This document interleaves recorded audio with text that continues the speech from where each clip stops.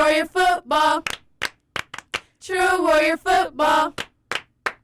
True Warrior football.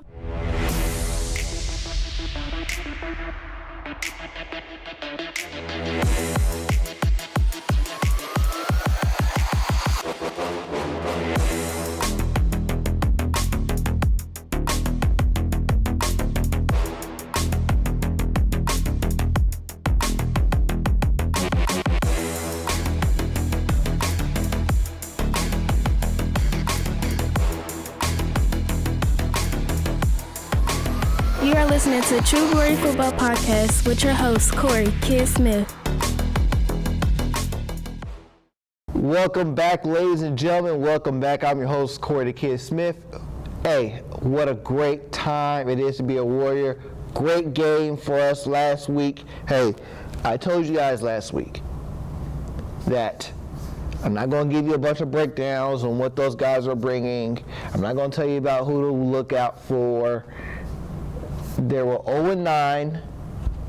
They were not a team that was on our level. What we had to do was play to our level, play to our potential, do the things that we needed to do from the very beginning and to the very end. And that's what we did. That is what we did. And we ended up coming away with a 58-0 victory. That's what you're supposed to do to teams that you're better than. Leave no doubt. Leave no doubt. I mean, I look back at it, the touchdowns we scored. I mean, offenses, I'm not sure if it's I think it was like their second or third play is a 60-plus yard swing touchdown pass that Adonis Adams threw to KJ2, Keith Jackson Jr., and Keith took it to the house. And about Adonis, and it's real interesting. I haven't really talked about him at all season. He got it's new to our program, and really what he did for our team on Friday night was what we were all hoping to see from him all season, but because of ruling against him, we weren't able to use him to the playoffs. So unfortunately for Southport, they had to be the ones on the cutting block first. It is what it is. I believe he started the game 5 for 5, probably about 180, close to 200 yards, and 2 touchdowns. He ended up with a 3rd touchdown later in the game. Definitely know he got over 200 yards. He probably got about 250, 260. I haven't seen the official stats, but it was a very good passing night for us. He was able to hit Joe on some very good passes. His first touchdown to Joe was a scramble out, and he hits Joe in the alley, and Joe does Joe Walker things and takes it to the house. His last touchdown pass, I think it may have been his last pass of the night, period, was just another beauty of a throw. Just a great basket catch bomb for Joe too, that's really real in. And yeah, we got something special with Adonis Adams. That's mainly what I have to say. But besides Adonis, KJ2 stepped up. I kind of joked with some guys out there. He was like Louis Miles, man. I mean, usually guys have great games, they have a couple rushing, couple passing touchdowns, But this guy, he was like Christian McCaffrey for the 49ers last week. He had, of course, the receiving touchdown. He had a passing touchdown of his own. Now, granted, he had a little bit of help there from Day. The ball was deflected, and Day made a great catch on it and was able to scramble and get to the corner pylon before he got tackled. and he had a great rushing touchdown on our second touchdown of the game that really faked out everybody. We thought he gave the ball to Chris Jordan, and here he is taking it around, and he's in the end zone. So in one game, he had a passing touchdown, a rushing touchdown, and a receiving touchdown. Not very often do you see that in a season from a player, let alone in a single game. So great job to KJ2, but great job from our offense all the way around, man. We rushed the ball well when we needed to. Chris Jordan was a bruising runner. Ronald Baskerville had some great ones of his own. He had his own touchdown later in the game. But we just took care of business. And this is what I've been telling teams, or telling our guys, and telling anybody that listens. When Warren Central can play 4 great quarters of football, watch out. And really, Friday night, we were so much better than Southport. And I hate harping on them because they're a team and program that's constantly rebuilding and constantly just trying to get something, trying to have a pulse.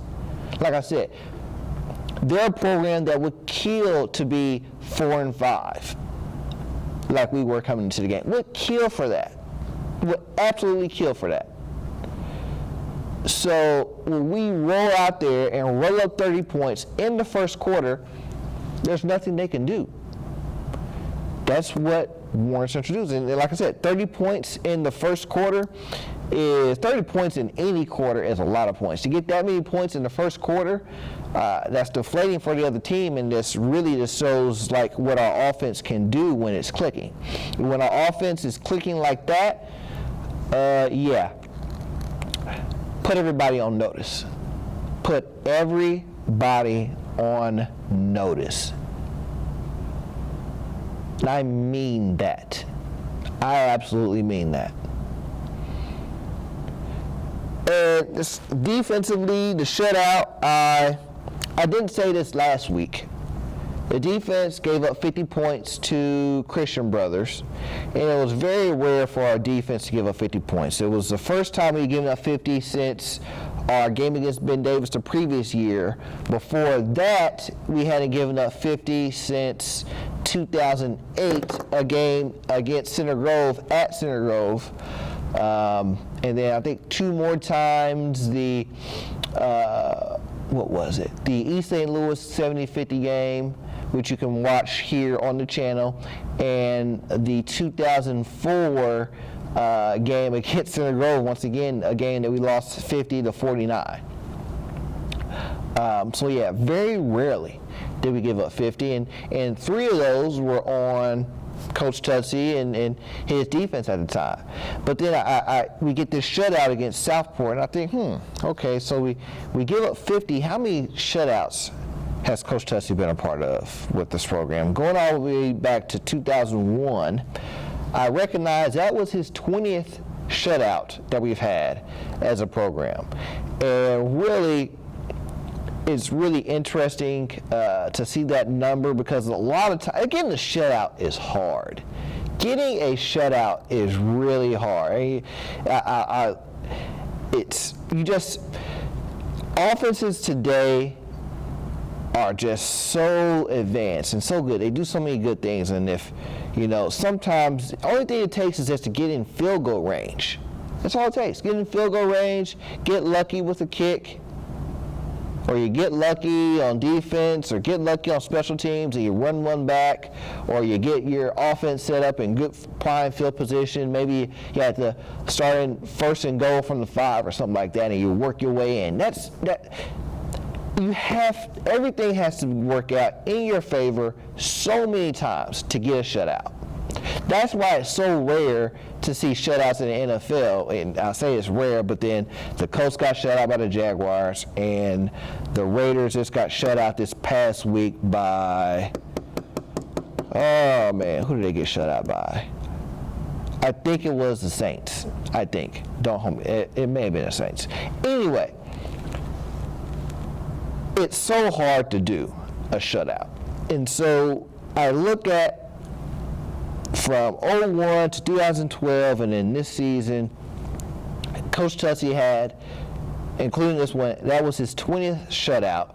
Now, I'm looking back at all the other games that we've had over the years that he's been a defensive coordinator for us. I mean, there was a game where the Center Grove, I remember very vividly, they kicked they kicked like it was definitely over a 50-yarder.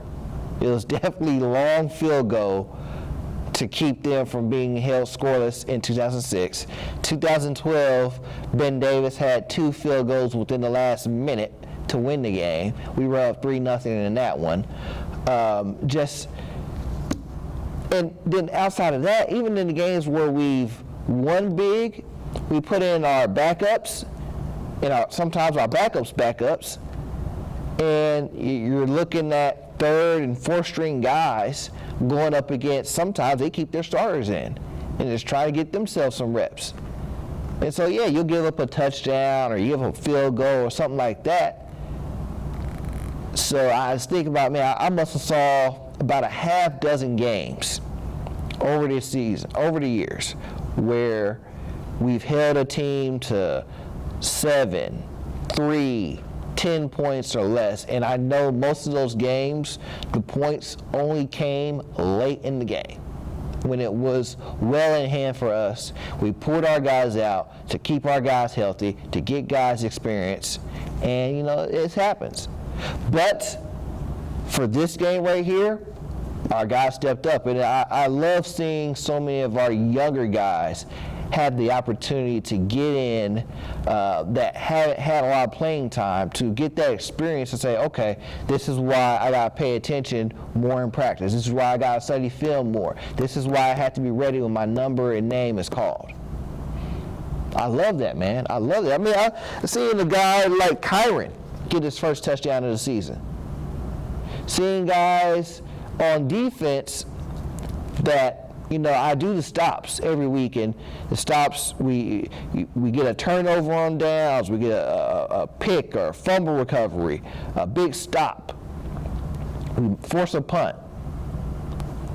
Defensive guys, they love, hey, come on, we got to get stops. Come on, kid, come on, hit me up. So I come through and get them. And I usually only focus on the starters. It's about 15, 16 guys that get tape or get every week that I get stops on. If you're a defensive player, you want it, I'll give it to you. But I love doing it this past Friday night because a lot of guys that hadn't been a part of it were coming to me and say, hey, come on, man. Come on, I got to get this. Hey, yo, come on, guys. Come on, we got to get our stops here. There are 11 of them. 11 stops all together on Friday night. Tremendous. Absolutely tremendous. Absolutely tremendous. And a special teams touchdown from Devin Holman again, another punt return for a touchdown from him. It was a beauty to watch. He's a magician sometimes with the ball in his hands, man. He made a great juke and just and right around the corner, right past one of Southport's guys, literally right past him. Guy was literally standing there, could have just done and got him, didn't do it. Went right past him, ended up running down their sideline, and yeah, touchdown, 6. Great play from him. Like I said, Joe Walker with his 2 touchdowns. Keith had his a great night. Joe Walker also had an interception of his own. So another great night for him. It was funny seeing him with the blood belt after the game as well. So I really enjoyed seeing that from him. Just an all-around great game. Great game for our program. Our guys were hungry. They wanted more. And we had to remind our guys, guys, easy here. Let's not get full on beating up on Southport. We still got a lot more ahead of us. We still have a lot more ahead of us, a lot more that you're really going to save. What you brought tonight, you want to save for some of these other teams. And the next team that we have in front of us, Perry Meridian.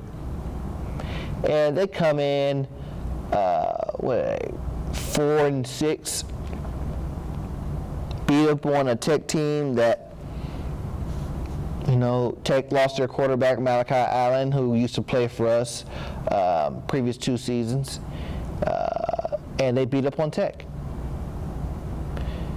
And so they're going to come in here, and they're going to do their best. But their best is not our best. I expect a performance of the same caliber and quality that we had this past Friday night once again. And I know our coaches are saying the exact same thing. And hopefully our players are ready to put out that exact same performance, if not better. If not better. So yeah, it's going to be a great night over here on the east side Friday night. I cannot wait. This is what I said once. If we get things clicking at the right time, at the right moment, watch out. Watch out. This is what I've been saying for some time now. I know people say, "Oh, well, don't you guys beat up on Southport? They aren't any good." Yeah, I get that. But what I saw from Adonis and what I saw from our offense, what I know our defense will bring in the playoffs,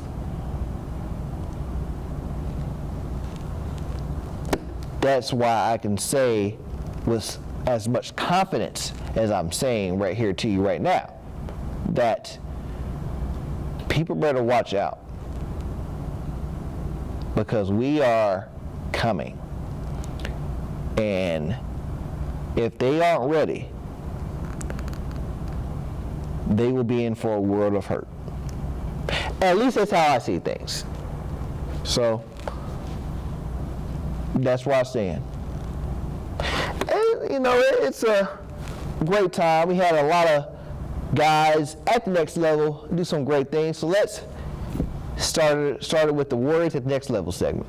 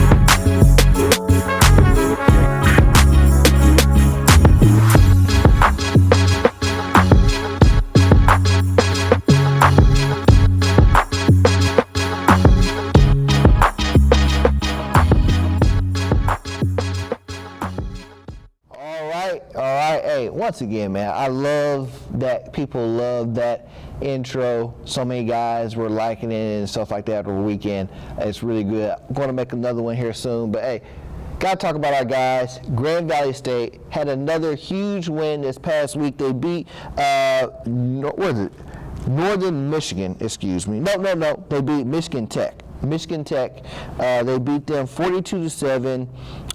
Which was their 5th win on the season by 35 points or more. They're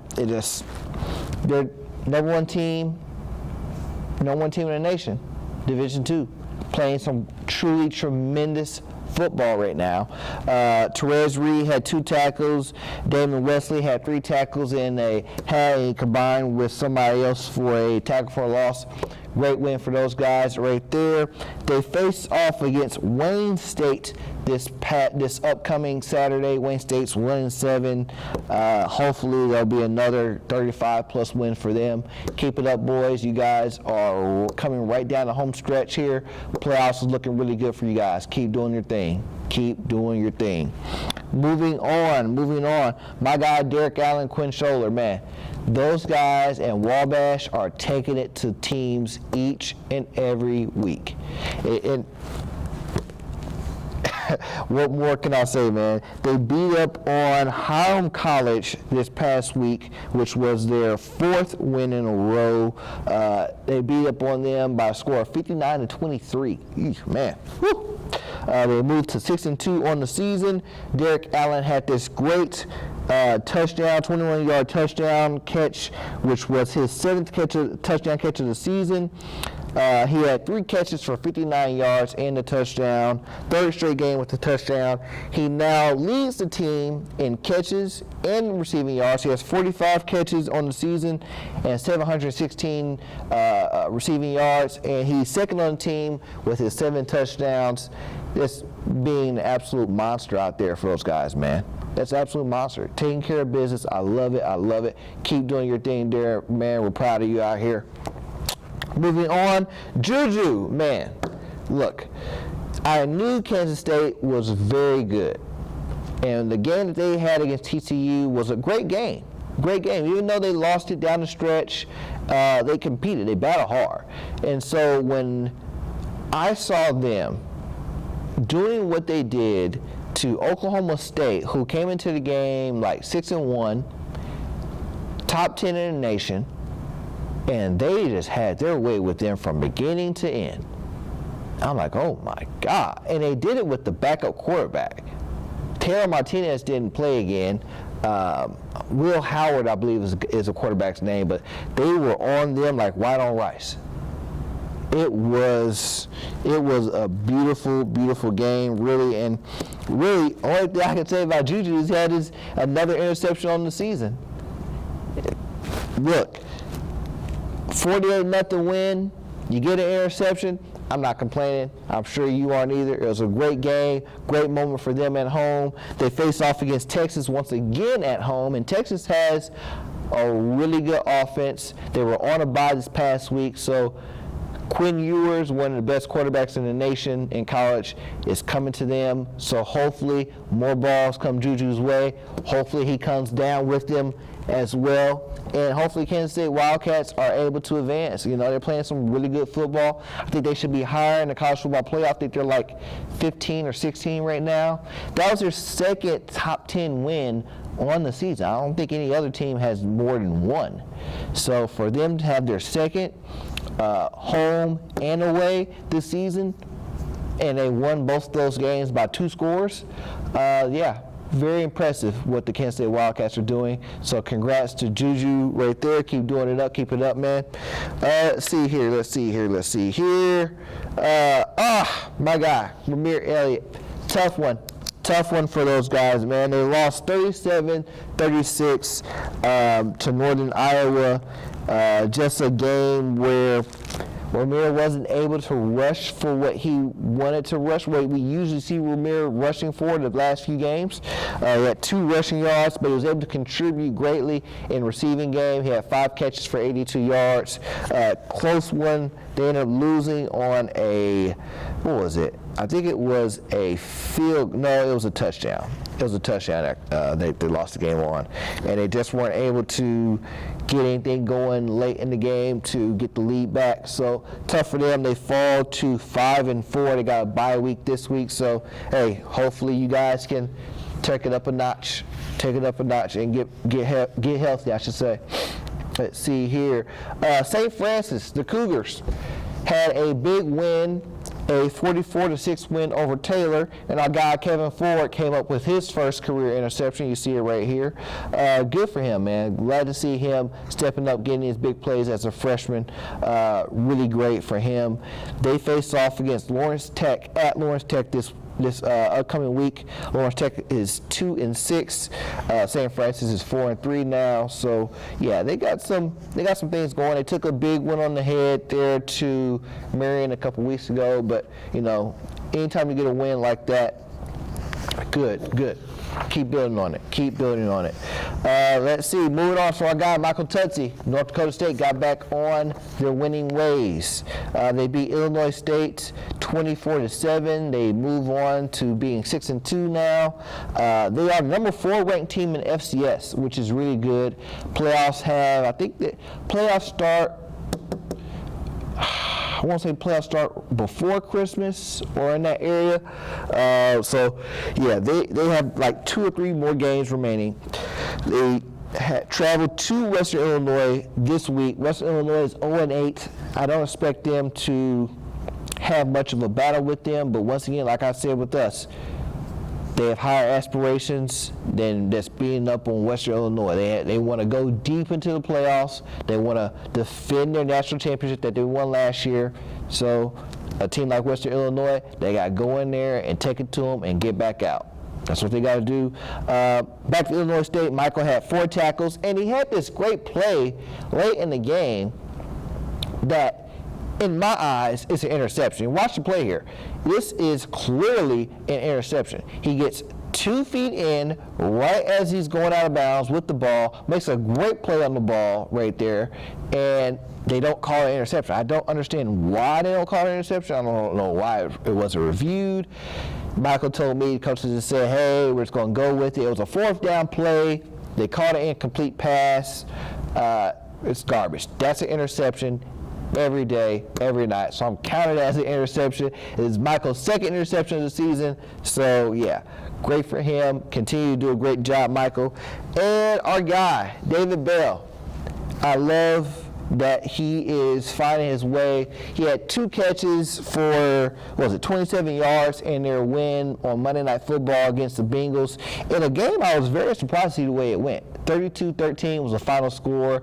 They beat up on the Browns from beginning to end, man. I was very, very shocked to see that. But they got Myles Garrett. They got a lot of other great guys that can rush the passer as well. And I love how David is really being a playmaker for this team, even when he's not getting the ball. He's very good in run blocking. He's very good at just getting down the field and being a decoy for other guys like Amari Cooper, who had a tremendous game on Monday night. So yeah, David, keep working. You're in the professional level, and you're slowly but surely becoming a true pro. I love what you're doing. Keep it up. Keep it up. Keep it up. Oh man, what a great time to be a Warrior, man. Oh, also, Browns are on the bye this week, so get healthy. And hey, if you come to town, come to a game, man. We'd love to see you. Great time to be a Warrior. I can't say this enough. We are at a great time where we have opportunity to do something great. We have an opportunity to do something great, and all these guys start the year wanting to do something great, and now it's right here in front of us. Some teams lost this past week that, I don't really say any names, but, if we had to face them, I would have loved to face them. But if we don't, we don't. We just have to take care of ourselves. We have to get back to playing Warren Central football. And once we do that, I'm telling you folks, it's going to be an amazing, amazing playoff run. Gonna be great. And you heard it here first. You guys have been watching the show. You guys have been seeing me telling you guys how great this team can be. And I truly feel like people are going to start seeing it, and then they're going to be like, man, you were right. I'm just going to sit back like this. But hey, I'm your host, Corey the Kid Smith. Just watch another great episode or listen to another great episode of True Warrior Football. Make sure to like and subscribe. Share this with all the great Warriors out there that you have. And as always, Warrior Band, take us away.